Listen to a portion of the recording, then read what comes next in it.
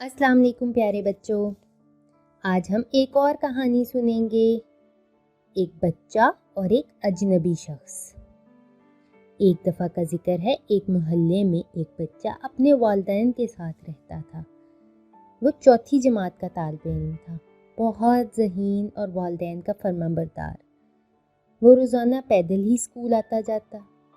हर रोज़ उसकी वालदा उसको एक ही बात की नसीहत करती कि कभी कहीं से बाहर से कुछ लेकर नहीं खाना और ना ही रास्ते में किसी अजनबी शख्स से कोई बात करनी है। सीधे स्कूल जाना और स्कूल से वापस आना। वो हमेशा अपनी वालदा की बात एक कान से सुनता और दूसरे से निकाल देता। हालांकि वो अपनी अम्मी की हर बात मानता था, लेकिन न जाने क्यों ये बात उससे बर्दाश्त ही नहीं होती थी। दिन गुजरते रहे और वो 5वीं जमात में हो गया। उसने बहुत अच्छे नंबर लिए थे, इसलिए वादे के मुताबिक अब उसे रोज़ाना जेब खर्च मिलने लगा। लेकिन वो अपना जेब खर्च इकट्ठा करता रहा ताकि अपनी साइकिल खरीद सके।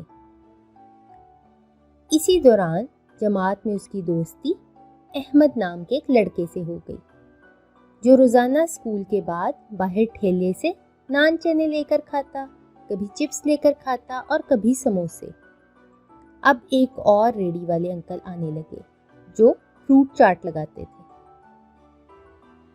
बच्चे को चूंकि रोज़ाना जेब खर्च मिलता था और अब दोस्ती भी अहमद से पक्की हो गई थी, तो उसने सोचा कि क्यों ना मैं भी किसी दिन बाहर से कुछ खा लूं। चुनांचे अगले दिन जो जेब खर्च मिला वो ले गया और उससे फ्रूट चाट की एक प्लेट खा ली।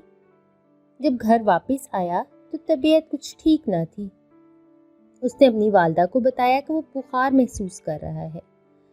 अम्मी ने उसको दवाई देकर स्कूल भेज दिया, क्योंकि उसके इम्तिहान हो रहे थे और छुट्टी जल्दी हो जाती थी। वो दवाई पीकर बेहतर महसूस करने लगा। पेपर देकर घर की तरफ रवाना होने ही वाला था कि अहमद ने कहा कि यार आओ नान चने खाते हैं। उसने बताया कि मेरी तबीयत ठीक नहीं और अम्मी ने मुझे मना किया है, लेकिन अहमद ने कहा खाने से तो तबीयत बेहतर हो जाएगी, जिस्म में कुछ ताकत आ जाएगी, आओ खा लेते हैं। चुनांचे वो अहमद के साथ रेडी वाले अंकल के पास पहुंचा और नान चने खाए। नान चने खाकर वो घर की तरफ रवाना हो गया। जल्द ही घर पहुंच गया, लेकिन ये क्या, घर जाते ही पेट में बहुत दर्द होने लगा। बुखार भी बहुत तेज हो गया। अब तो लगता था उल्टी भी आ रही है। अम्मी ने जब उसकी ये हालत देखी तो उससे पूछा कि बेटे आप सुबह तो काफ़ी बेहतर थे, मैंने दवाई भी दी थी, फिर क्या हुआ? अभी अम्मी का इतना पूछना ही था कि उसको बहुत ज़्यादा उल्टियाँ आने लगी और वो बेहोश हो गया। जब आंख खुली तो खुद को अस्पताल में पाया। एक तरफ इंजेक्शन लग रहे थे, एक तरफ ड्रिप लगी हुई थी। उसने अपनी अम्मी से पूछा मुझे क्या हुआ? अम्मी ने बताया कि तुम्हारी तबीयत बहुत ख़राब हो गई थी।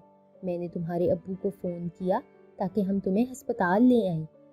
अब तुम बेहतर हो, डॉक्टर कह रहे हैं कुछ ही देर में छुट्टी हो जाएगी और हम घर चले जाएंगे, और जाकर तुम दवाई का बाकायदगी से इस्तेमाल करना, इस तरह तुम जल्दी बेहतर हो जाओगे।